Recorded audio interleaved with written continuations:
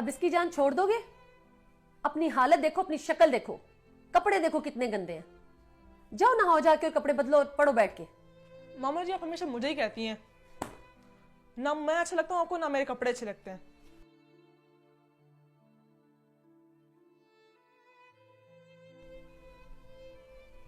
तवर्षम, इधर आओ।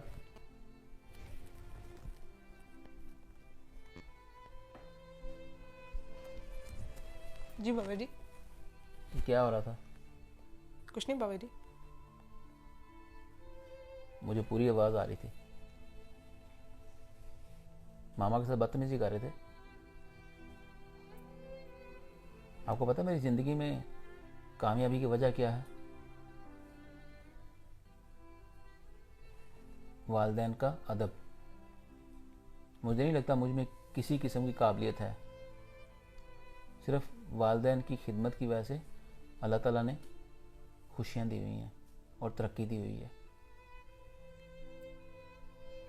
सिर्फ दुनिया में वालिदैन एक ऐसी हस्ती है जो आपको अपने से बड़ा देखना चाहते हैं। और अल्लाह ताला ने माँ का दर्जा 3 गुना ज़्यादा रखा है। कितना? 3 गुना। 3 गुना ज़्यादा दर्जा रखा है माँ का। और आप माँ से बदतमीजी कर रहे हो। वालिदैन से बदतमीजी करके दुनिया में आप किसी को कामयाब नहीं देखोगे।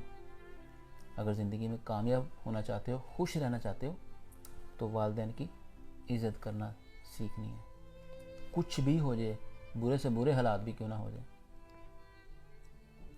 अगर खुदा ना खासा ज़िंदगी में ऐसा मौका आ जाए कि सबको छोड़ना पड़ जाए वालिदैन की खातर, तो छोड़ देना। आइंदा नहीं ऐसा होना चाहिए मेरे बेटे।